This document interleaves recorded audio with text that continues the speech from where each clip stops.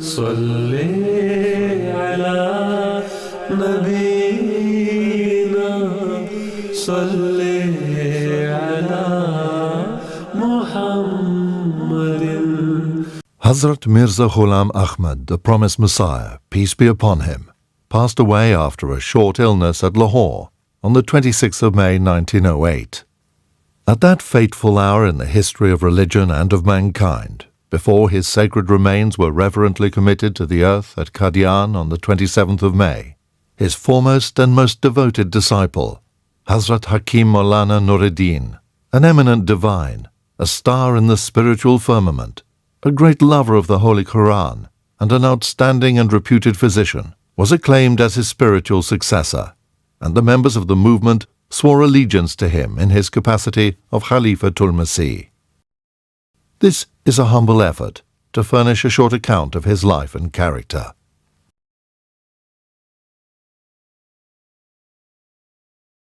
Hazrat Maulana Nuruddin was born in 1841 at Bira, Punjab, which is now a part of Pakistan. He was the 34th in direct male lineal descent from Hazrat Umar, the second Khalifa of the Holy Prophet of Islam, peace be upon him. हज़रत खलीफातुल मसीहुल अव्वल के वालिद का नाम हज़रत हाफिज़ ग़ुलाम रसूल था और आपकी वालदा का नाम हज़रत सैयदा नूर बख्त साहिबा था। हज़रत हाफिज़ ग़ुलाम रसूल साहब का शजर नसब अगर हम पीछे की तरफ जाएं देखें तो वो हज़रत उमर से जाकर मिलता है और हज़रत सैयदा नूर बख्त साहिबा का शजर नसब, आपकी वालदा का शजर नसब जो है वो हज़रत अली से जाकर मिलता है। और आपको ख़ानदान में कुरान से इतना इश्क था तमाम लोगों को कि अगर हम आपके ख़ानदान में, क्योंकि हज़रत खलीफातुल मसीहुल अव्वल ख़ुद भी हाफिज़ थे, और अगर हम इनकी पुश्त में पीछे की तरफ जाकर देखें तो 10वीं पुश्त तक तमाम अफराद जो थे ख़ानदान के वो हाफिज़ कुरान थे। Maulana Nuruddin's initial education came from his mother, who taught him the Holy Quran with translation and instructed him in elementary primers on Muslim jurisprudence. हज़रत खलीफातुल मसीहुल अव्वल ने एक जगह अपनी जब आप कादियान में तशरीफ़ ले आए तो एक दफ़ा ये भी फरमाया कि अगर मेरे वालिद आज ज़िंदा होते तो मुझे यकीन है कि वो मुझे आला तालीम के लिए अमेरिका भी भेजते। तो इस तरह से आपके वालिद जो थे एक बहुत हमदर्द और मोहब्बत करने वाले इंसान थे अपनी औलाद के साथ। He received his early education from public schools in Lahore and Rawalpindi. In Rawalpindi, he studied for the diploma in education. He did so remarkably well in diploma examination that at the early age of 21, he was appointed headmaster of an English school in Pind Dadan Khan, a town a few miles from Bera, across the river Jhelum. He held that office for 4 years, after which his quest for knowledge took him all over India. So after leaving this assignment, then he embarked on his traveling in order to gain more knowledge. So he traveled to Lahore, he went to Delhi, he also went to Rampur and Lucknow and Bhopal. During these traveling, he was in need of so many things and there were some problems as well. But this was the way of Allah with this great servant of Islam, Hazrat Maulana Nuruddin Sahib, that Allah Almighty was always there to help him. At the age of 25, he traveled to the cities of Makkah and Medina. توجه حضرة الخليفة الأول رضي الله عنه في سن الشباب، في بداية سن الشباب، إلى مكة والمدينة لأداء فريضة الحج ومن أجل تعلم علم الحديث، وكان يود أن يلتقي بمجموعة من الشيوخ والعلماء الأفاضل الذين بالفعل قد التقى بهم ودرس على أيديهم. طبعا رحلته إلى مكة والمدينة هي كانت جزءا من رحلته التعليمية العظيمة التي درس فيها الكثير من العلوم وأصبح فيما بعد عالما في الدراسات القرآنية وفي اللغات وفي الطب الطبيعي. He returned from Arabia through Delhi, where he had arranged to send some books which he has brought from Arabia. But anyway, ultimately he reached Bhera, and there he managed to make some arrangements for preaching of Islam, because he was very enthusiastic about the Tabligh. Maulana Nuruddin came to be acknowledged as an outstanding physician of his time. In diagnosis, he had no equal. His striking improvisations fully justified themselves. हज़रत खलीफातुल मसीहुल अव्वल ने जहाँ दूसरी तालीमात हासिल की, फ़िक़्ह और हदीस की और कुरान की और सब की, वहाँ आपने तिब में बहुत आला मकाम हासिल किया। और तिब में आपका इतना नाम हुआ हिंदुस्तान में और बर्र सग़ीर एशिया में कि आपको हकीमुल उम्मत के नाम से भी पुकारा जाने लगा। और हिंदुस्तान के गिरद व नवाह से, दूर व नज़दीक से बेशुमार लोग आपका नाम सुनकर और आपकी तारीफ़ सुनकर, हिकमत की तारीफ़ सुनकर आपके पास इलाज के लिए आते थे। लेकिन आपका अमीरों और गरीबों से एक जैसा सलूक होता था। ये नहीं होता था कि कोई अमीर आ गया तो आपने उसको प्रेफरेंस दी, आपने उसको पहले बुला लिया या पहले उसका इलाज किया, नहीं।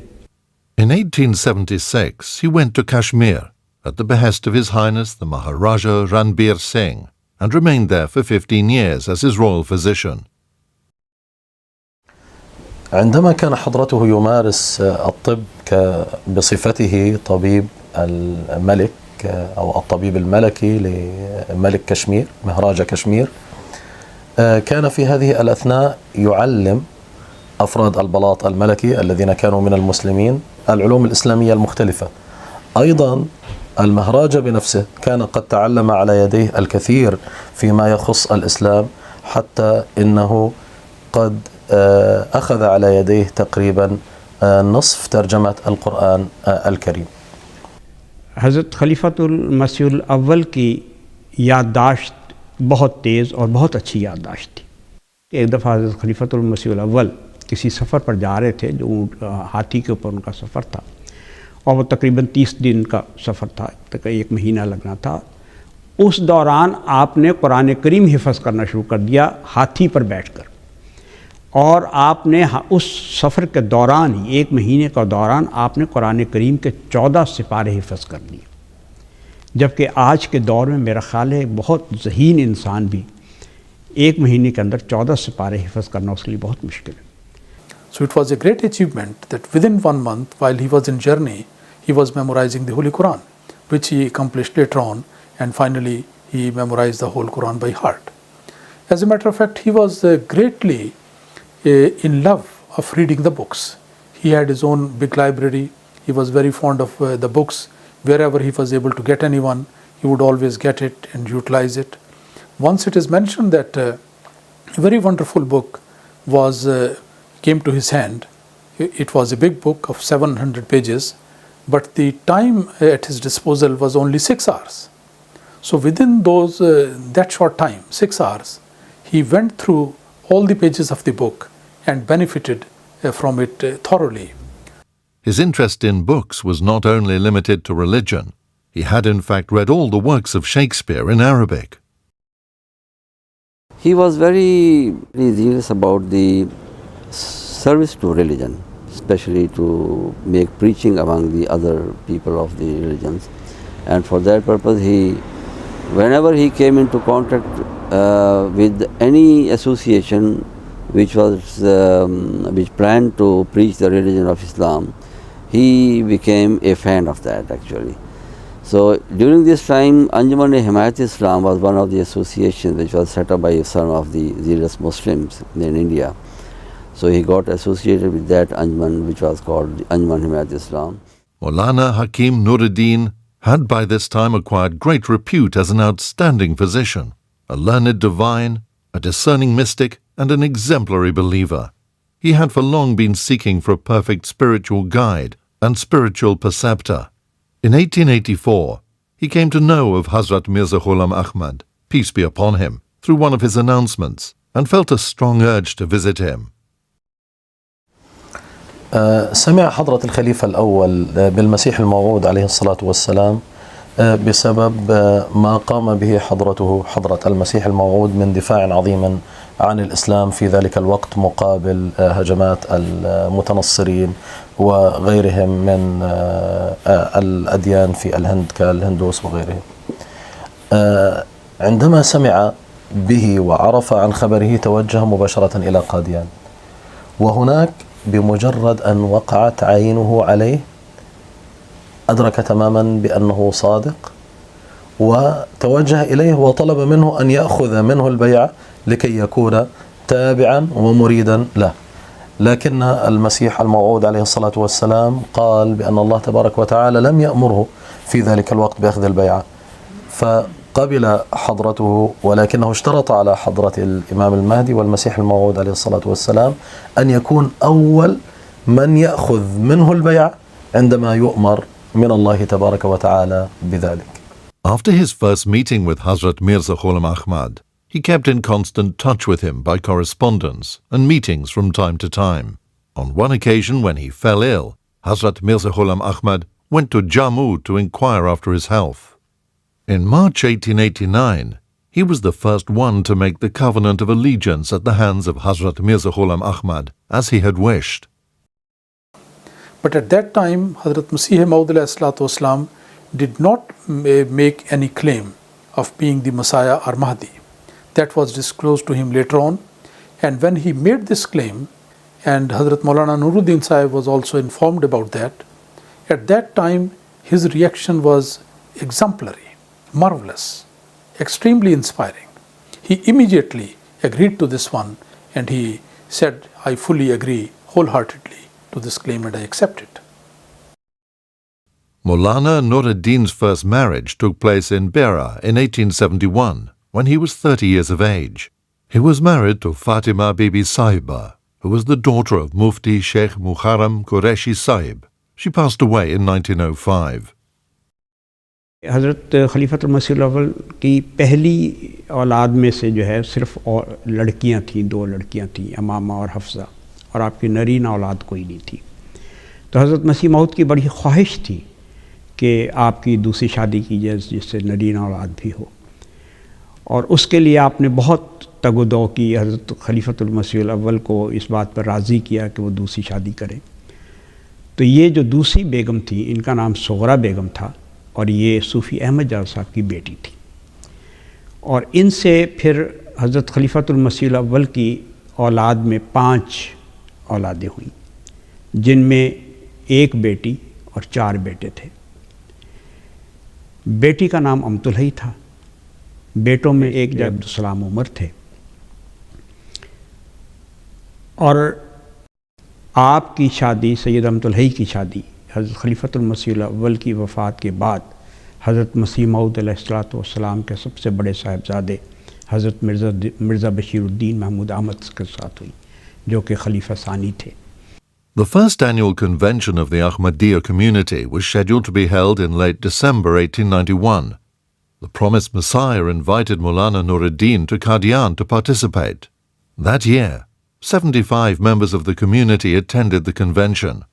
Maulana Nuruddin had the unique distinction of taking part in all the annual conventions that were held in the lifetime of the promised Messiah. His employment with the state of Jammu and Kashmir ended in 1892 after 15 years. The reason for termination of this employment was his devotion to Islam. He left Jammu and returned to his home in Beira, where he started the construction of a large building with the design of establishing himself in Beira as a physician. While the construction was in progress, he had to go to Lahore to procure certain building materials and fittings. Having completed his errand in Lahore, he thought that this was a good opportunity of going to Qadian for another meeting with the promised Messiah, so he proceeded to Qadian, intending to return to Lahore the same day. So now something very interesting happened.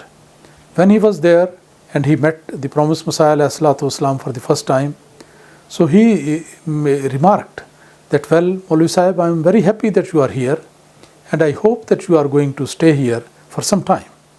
So that meant that Hazrat Maulana Nuruddin Sahib was to stay there, and he happily said, yes, I am going to stay. So he stayed, but he still thought that maybe it's only for a couple of days, or maybe after a week I will be allowed to go back.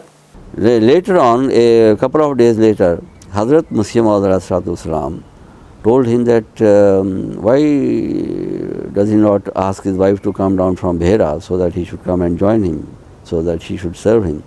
So he wrote to her and she came over to Qadian.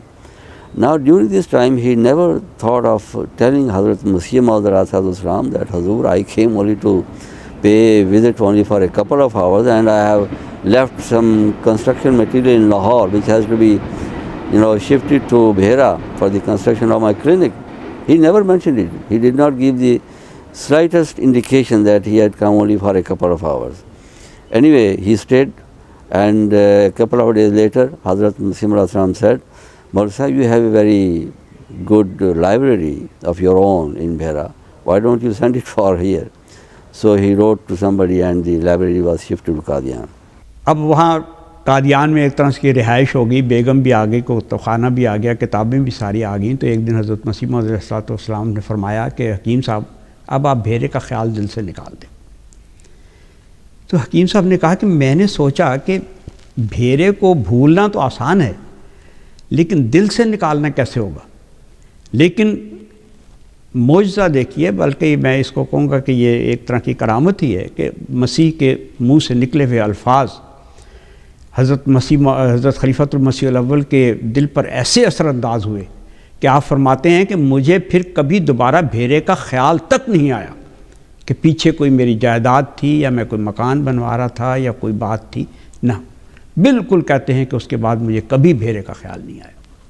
عندما انتقل حضرة الخليفة الأول رضي الله عنه إلى قاديان حقيقة كان مثالا للطاعة الكاملة كما ينبغي بالنسبة لمتبع للإمام المهدي والمسيح الموعود عليه الصلاة والسلام.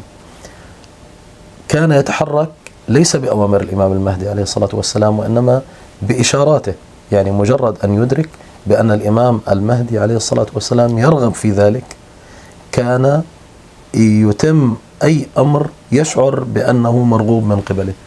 كان طبعا يقدم الخدمات بصفته طبيب لكل القاطنين في قاديان والذين يزورون قاديان، وكان أيضا يقدم الدروس في القرآن الكريم وفي الحديث الشريف، فكان مصدرا للمنفعة المادية والمعنوية لكل من كان في قاديان. In 1896, he was asked to preside over the second-day sitting of the historic Conference of Great Religions that took place in Lahore from the 26th to the 29th of December. The conference was organized by a number of representative non-Muslims. The promised Messiah was also invited to address the conference. He did not attend himself, but authored a compelling and scholarly treatise for this occasion, which was read at the conference. It was later published under the title The Philosophy of the Teachings of Islam.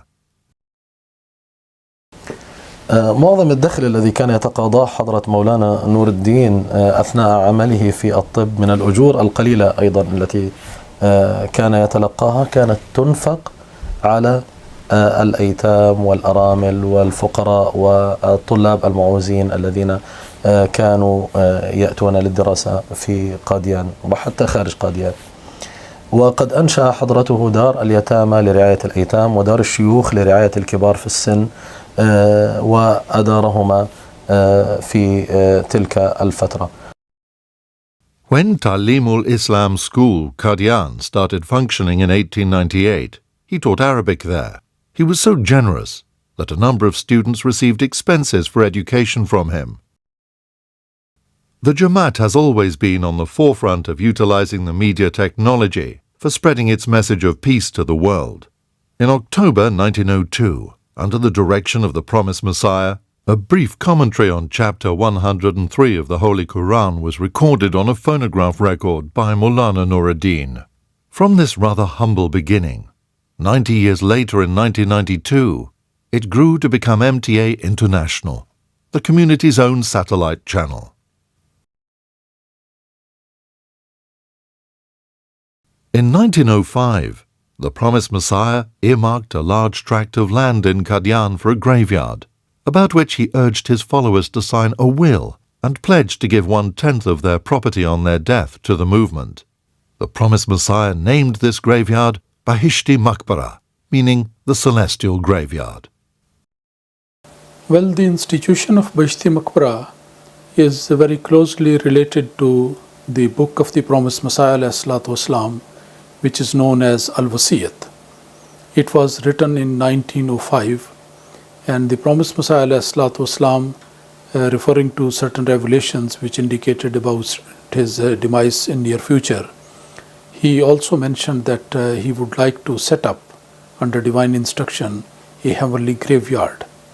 So in order to look after various duties and various aspects of this one, he mentioned certain points and also started the foundation of one Anjman-e Karpardaz Masaleh Kabristan. That is how it was named. It was an administrative body to look after the affairs of this heavenly graveyard. And Hazrat Maulana Nuruddin Sahib actually was very fortunate that he, from the very beginning, was asked to play a very central role in the affairs of Bashti Maqbara. Towards the end of 1905, the promised Messiah received warnings through revelations vouchsafed to him of the imminent approach of his end, and that only a short span, 2 or 3 years of his life, was left. He published his testamentary direction, offering his community the consolation that after his departure, God would help them with a second manifestation of his power, as it happened at the death of the Holy Prophet, peace be upon him, when God had raised Hazrat Abu Bakr as his second manifestation to rally the Muslims. In 1905, he established the institution of Al-Wasiyat, and this required the the administration to be handled by some members. So for that matter, he appointed an association which was called Sadr Anjuman Ahmadiyya, and Hazrat Khalifa al-Masih al-Awwal was appointed its first president, so that they should look after the administrative affairs. The promised Messiah, peace be upon him, passed away after a short illness at Lahore on the 26th of May 1908. His sacred remains were transported to Qadian, where they arrived at 8 a.m. on the 27th of May. They were placed in his garden house, where during the greater part of the day, his devoted followers, as they arrived from near and far, had the opportunity of beholding for the last time the serene countenance of their holy and dearly loved master. The news of the death of the promised Messiah struck the members of the movement with shattering poignancy. They were bewildered, and in the hour of their utter bereavement, had recourse to humble and earnest supplications for guidance. Perhaps the most deeply affected was Maulana Nuruddin, who gave expression to his deep sense of loss repeatedly in the exclamation, "After Hazrat's death, the universe seems lifeless. What to do? Which way to turn?" So the same day, the members, the elders of the community, they gathered in the house of Nawab Muhammad Ali Khan Sahib, and Khwaja Kamaluddin Sahib made a very passionate lecture and statement at that time that the one who was appointed by Allah, he came and he did his duty, now he has passed away. What should we do while he has gone? So naturally, there was a moment of silence, but then some members of the Jamaat, they started speaking and expressing their opinion. And some of the members of the Anjuman, especially Sheikh Rahmatullah Sahib, he stood up and he said that in my opinion, Hazrat Maulana Nuruddin Sahib is the most appropriate man to lead the Jamaat as the spiritual leader. So let us all agree that he should be the Khalifa. इसके बाद ख्वाजा कमालुद्दीन साहब ने कहा कि ठीक है, आपकी तजवीज़ बेहतर है, बहुत अच्छी है, लेकिन इससे पहले कि हम कोई फ़ैसला करें, हमें हज़रत अम्मा जान से पूछ लेना चाहिए। हज़रत अम्मा जान हज़रत मसीह मौद अलैहिस्सलाम की बेगम है, अहलिया थी। तो जब हज़रत अम्मा जान के पास ये तजवीज़ पेश की गई, तो हज़रत अम्मा जान ने कहा कि बेशक हज़रत हकीम मौलवी नूरुद्दीन साहब जमात के बहुत मुअज़्ज़ज़ आदमी हैं और उनसे बेहतर मैं नहीं समझती कि कोई शख्स जमात की रहनुमाई कर सकता है। توجه أفراد مؤسسة صدر أنجمن أحمدية إلى حضرته وقالوا له إن قرارنا هو أن تتولى الخلافة، فقال لهم لن أستطيع الإجابة الآن، ينبغي أن أدعو أولا، فتوضأ وصلى ركعتين واستخار الله تبارك وتعالى، ثم قال لهم جميعا بعد ذلك: تعالوا نذهب إلى حيث حبيبنا، وهو يقصد الإمام المهدي عليه الصلاة والسلام الذي كان مسجن ولم يكن قد دفن بعد، وذهبوا جميعا بعد ذلك إلى هناك. Having arrived in the garden, Mufti Muhammad Sadiq Sahib, in accordance with the wishes of all present, read out the following request. According to the command of the promised Messiah, according to the command of the promised Messiah, set out in Al-Wasiyat, we Ahmadis, whose signatures are appended below, are sincerely convinced that all present and future members of the Ahmadiyya community should take the pledge of spiritual allegiance in the name of Ahmad to the first emigrant, Hazrat Hakim Nuruddin, who is the most learned and most virtuous of us all, and is the most devoted and oldest friend of Hazrat Imam, who held him up as an excellent example. As he said, "How good would it be if every member of the community were a Nuruddin? So would it be if every heart were filled with the light of the certainty of faith." Hazrat Maulana Sahib's orders will be as binding upon us as were the orders of the promised Messiah. In reply, Hazrat Maulana Nuruddin observed during the course of an address, "Look at my past life. I have never coveted leadership. I know myself well, and my Lord knows me even better. I desire nothing of the world. All I desire is that my Master may be pleased with me. For this I pray, and for this have I resided and will continue to reside at Qadian. I have for some time reflected on what shall be our situation after Hazrat Sahib. That is why I have striven that Mian Mahmud's education may be pushed forward. There are three likely persons among the close relatives of Hazrat Sahib. There is Mian Mahmud Ahmad, who is both my brother and my son. I have a special relationship with him. Then Mir Nasir Nawab, being Hazrat Sahib's father-in-law, is entitled to his respect and our respect. The third one is his son-in-law, Nawab Muhammad Ali Khan. Of the devoted servants of the faith, there is Sayyid Muhammad Ahsan, who possesses outstanding ability. He is a descendant of the Holy Prophet sallallahu alaihi wasallam. He has performed such meritorious service to the faith as puts a person like me to shame. In his old age, he has written several books in support of Hazrat Sahib, and thus rendered a unique service. Then there is Maulvi Muhammad Ali, who serves in many ways that I cannot even conceive of. All these are available in Qadian. Among outsiders, there are Sayyid Hamid Shah, Maulvi Ghulam Hassan Khan, and several others.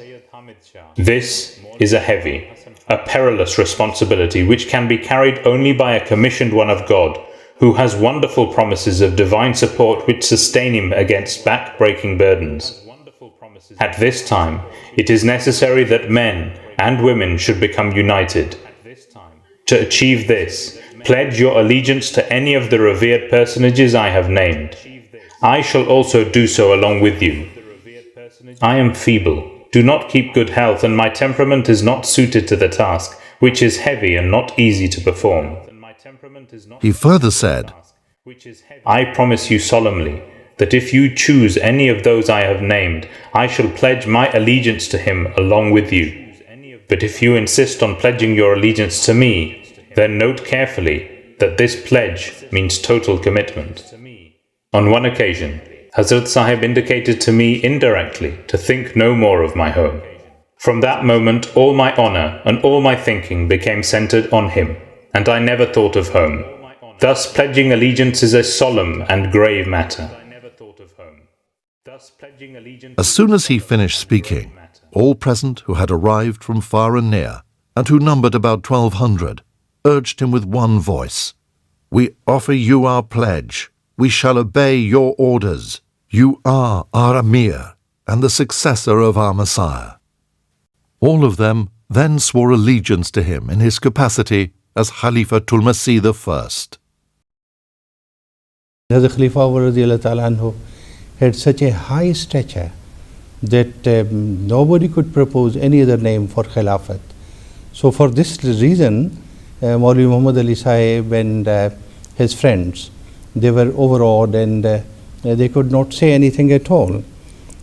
This is strange that later on some members of Sadr Anjuman Ahmadiyya rebelled against the Khilafat, but at that time all of them, the 12 of them, did their bayat of Hazrat Khalifatul Masih the first, and there was no bickering of any sort at all. When all present had taken the pledge, the newly elected Khalifatul Masih led the funeral prayers for the promised Messiah, peace be upon him, and thereafter led the afternoon prayer service. Then everyone filed past the bier and had a last look at the beloved features of their holy departed. The burial was completed by 6 p.m. Divine grace enabled him to perform in his capacity as Khalifatul Masih so well that by the time of his death in March 1914, the movement, which completed its first quarter century about then, had been fully safeguarded against disruption and disintegration. Majority of the people, that they were very happy, but only handful people who were under the influence of Maulvi Muhammad Ali Sahib, they started talking against the Khalifa Awwal Radiyallahu Ta'ala Anhu immediately after the election. So in 1909, in the beginning of that, actually these people started talking about that one and spreading various thoughts among members of the community. And this question was raised whether the authority lies with the Khalifa or with the Anjuman, who is in power and who should be in power. Then Hazrat Mir Muhammad Ishaq Sahib Raziyallahu Ta'ala Anhu, he framed a few questions and submitted to Hazrat Khalifatul Masih Awwal Raziyallahu Ta'ala Anhu, so that Hazrat Khalifatul Masih Awwal could explain the exact position and the clarification on that point, which should be a source of satisfaction for all members of the Jamaat. So when Hazrat Khalifatul Masih Awwal saw those questions, he decided that these questions should be copied and circulated to all members of the Jamaat, and they should be asked to give in their replies in writing. And also they should assemble in Qadian on 31st of January. When the time came for the consultative meeting, there was an attendance of about 250 delegates, representing the various branches of the movement. Khalifatul Masih arrived and delivered a short address, during which he made reference to the replies sent in by Khawaja Kamaluddin and Maulvi Muhammad Ali, and observed, I am told that the only function of the Khalifa is to lead the prayer services and the funeral services and to make announcements of weddings and to take the covenant of new entrance into the movement. He who thinks in those terms is stupid and impertinent. He should repent, otherwise he will suffer loss. Those of you who have acted in this manner have caused me great pain and have affronted the office of the Khalifa. فتوجه حضرة الخليفة الأول رضي الله عنه إلى الخواجة كمال الدين وإلى المولوي محمد علي اللاهوري وطلب منهما أن يجددا بيعتهما، لأن بيعتهما الأولى بهذا العمل الذي فعلوه قد انتقضت، فما كان منهما إلا أن جددا ظاهريا هذه البيعة، ولكن للأسف هما فيما بعد قد نقضا هذه البيعة ويعني حاولا تبريرها والقول بأنها لم تكن بيعة خلافة وإنما بيعة إرشاد أو شيء من هذا القبيل، يعني من المصطلحات التي يعرفها الصوفية، يعني أي أنها ليست بيعة فيها إقرار بالخلافة. طبعا لأجل التحرر من الإقرار بالخلافة كانوا مضطرين إلى إنكار نبوة الإمام المهدي عليه الصلاة والسلام. لماذا؟ لأن النبوة يجب أن تكون أولا ثم يجب أن تتبعها الخلافة، أو يعني الخلافة هي عمليا فرع للنبوة، فكان لابد أن يضربوا الأصل لكي يقضوا على الفرع، فبذلك هم قد نقضوا إيمانهم للأسف بالإمام المهدي عليه الصلاة والسلام، ثم نقضوا بيعتهم للخليفة الأول من خلال هذه الفكرة. ولكنهم للأسف قد وقعوا في هذا الأمر مع أنهم كانوا قد وقعوا سابقا إعلانا كان فيه يعني إقرار واضح بأنهم يعترفون بنبوة الإمام المهدي عليه الصلاة والسلام، ويعترفون بحضرة مولانا نور الدين أنه هو الخليفة الأول له، وذلك عقب أو في فترة قريبة جدا من فترة وفاة الإمام المهدي عليه الصلاة والسلام. On the occasion of the Eid in October 1909, Khalifatul Masih, in delivering his address, stressed the importance of unity and of obedience to the Khalifatul Masih. In the course of his address, he stated, I affirm it emphatically, calling God to witness, that I shall never put aside the robe with which God has invested me. If the whole world, including all of you, were to stand up in opposition to me, it would not affect me in the least. You should fulfill your covenant, and you will then see how fast you will go forward and what success you will achieve. I have to say these things in view of certain circumstances that have arisen. I have God's promise that He would lend me His support. I have no need to call upon you to enter into a fresh covenant of Bai'at. You should carry out your original covenant, lest you should be involved in hypocrisy. If you perceive that I am in error in respect of something, you should try through prayers that I may be shown the right path. But do not imagine that you can teach me the true meaning of some verse of the Holy Quran, or of some hadith, or of some statement of the promised Messiah ﷺ. If you consider that I am foul, supplicate God that He might remove me from the world. Then you will see on whom the supplication recoils. In 1910, Hazrat Khalifatul Masih resigned his office of President of the Sadr Anjuman Ahmadiyya and appointed Sahibzada Mirza Mahmud Ahmed to be President of the association. Thus the confusion between the authority of the President, the Anjuman and the Khalifatul Masih was cleared up. Khalifa means the successor, and a successor has to fulfill that objective for which the Prophet has been working. So when Hazrat Khalifatul Masih Awwal was appointed as the Khalifa of Hazrat Masih Maud, there were certain things which he thought they were just in the early stages and they need to be completed. For example, in Talimul Islam High School, there was a class which was known as the theological class, Diniyat class, in which particular emphasis was given on religious matters. And that was introduced in Talimul Islam High School. But later on, the wish of the promised Messiah ﷺ was, particularly at the demise of Hazrat Mauli Abdul Karim Sahib and Hazrat Maulana Burhanuddin Sahib, both great scholars of the Jamaat and great servants, that promised Messiah ﷺ wanted that there should be a sort of Madrasa Ahmadiyya established in Qadian so that future missionaries could be trained and should be taught in that institution.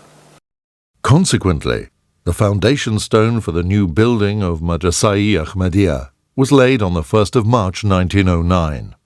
Hazrat Sayyid Muhammad Sarwar Shah was appointed its first principal. This Institute of Theological Studies is still operating in Qadian.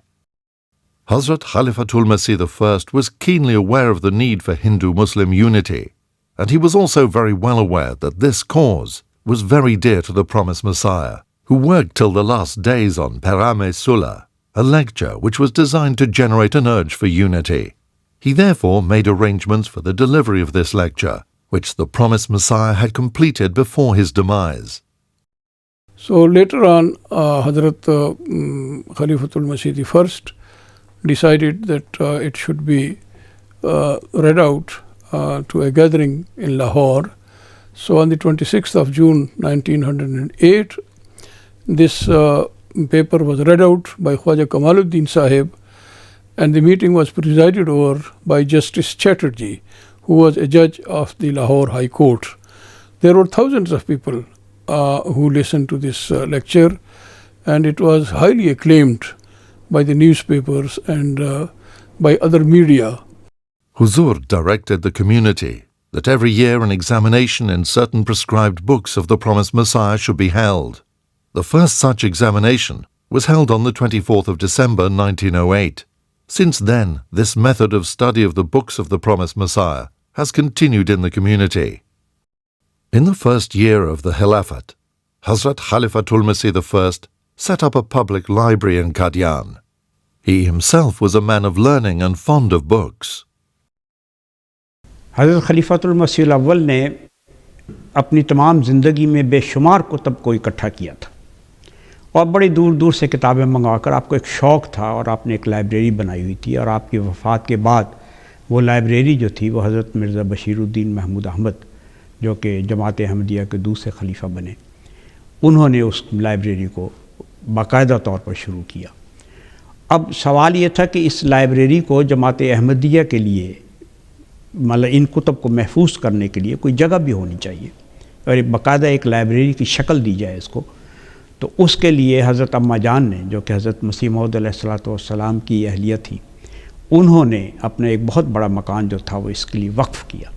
और हज़रत मिर्ज़ा बशीरुद्दीन महमूद अहमद साहब, जो कि खलीफा सानी थे, उसमें उन तमाम किताबों को जमा किया और तमाम कुतब को इकट्ठा किया और उनको रखा। और फिर जमात ने उससे बहुत इस्तिफ़ादा हासिल किया, बल्कि अब तक जमात उन किताबों से बहुत इस्तिफ़ादा हासिल कर रही है। Well, Hazrat Khalifatul Masih the first was by nature inclined towards the poorer section of the community, toward their welfare, even before his Khilafat. He was very well known for this, that he had several students who came to Qadian, and all their expenses were paid by Hazrat Khalifatul Masih the first from his own pocket. So after Khilafat also, Hazrat Mir Nasir Nawab Sahib, who was the father-in-law of Hazrat Masih Maud alayhi had established an organization called the Daruz Zu'afa, that is the house for the poorer section of the community. And there he looked after the poor section of the community. He will provide food for them. He would, and Hazrat Khalifatul Masih the first, when he became the Khalifa, he supported him with everything that he could. He also decided to set up a small dispensary, which later grew into a hospital. In 1918, it was named Maulana Nuruddin Memorial Hospital, and to this day is engaged in serving humanity. Hazrat Khalifatul Masih I launched a scheme to provide houses for the poor. The first house was built from the funds provided personally by Hazrat Khalifatul Masih I himself. This locality was named Nasirabad Street. Later, Hazrat Khalifatul Masih I also built a mosque and a well to provide clean water. In 1909, Hazrat Khalifatul Masih I appointed Maulvi Muhammad Ali as in charge of the translation of the Holy Quran, directly under his own supervision. Well, Hazrat Khalifatul Masih Awwal Radhiyallahu Ta'ala Anhu used to dictate notes in Urdu, and later Maulvi Muhammad Ali Sahib, who was taking those notes, would translate them piece by piece into English. The work was completed 3 days before the sad demise of Hazrat Khalifa Awwal Radhiyallahu Ta'ala Anhu. Regrettably, Maulvi Muhammad Ali Sahib took away the notes of Hazrat Khalifa Masih Awwal Radhiyallahu Ta'ala Anhu to Lahore. After he broke away from the main body of the Jamaat, he made changes to the translation to suit his own ideas and published it under his own name. The British government announced that a coronation ceremony would be held in Delhi on the 12th of December 1911 to proclaim His Majesty George V, Emperor of India. Hazrat Khalifatul Masih I decided to request the king that Muslim employees of government might be granted a leave of 2 hours on Friday, so as to enable them to offer the Friday noon service. A memorial was drawn up for this purpose and presented to the king. In consequence of this memorial, Muslim employees were granted a 2-hour leave. As the Ahmadi population was growing rapidly, a new neighborhood by the name of Darul Uloom was added to Qadian. Many new buildings were erected, such as the Noor Mosque in 1910, Talimul Islam High School, with its fabulous hostel in 1912, Noor Hospital. Under Huzur's direction, an extension to the Aqsa Mosque was undertaken, which was completed in January 1910.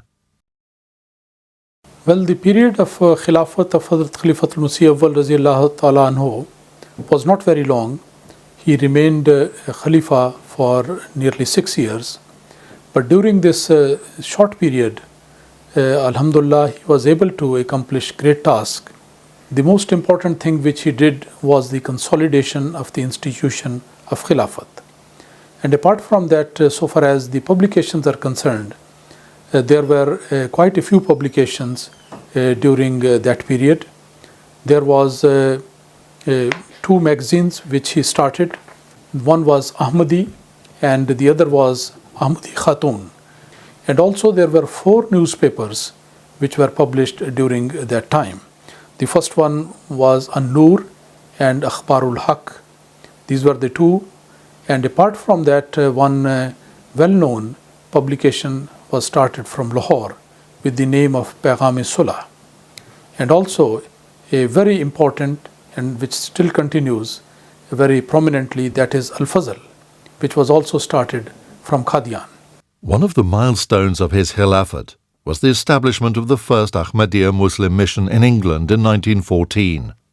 The first Ahmadiyya missionary sent to London for propagation of Islam was Chaudhry Fateh Muhammad Sial. Hazrat Khalifatul Masih wrote several scholarly works based on extensive research and deep study. Huzur wrote many books, Faslul Khitab, Nuruddin. There are several others that he wrote.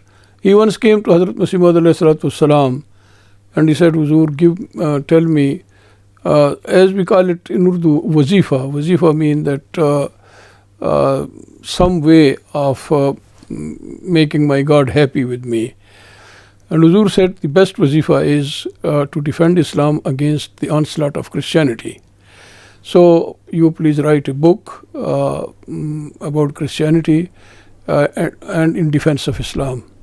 So Hazrat Maulana Nuruddin Sahib wrote that book and it was published. It has been published several times.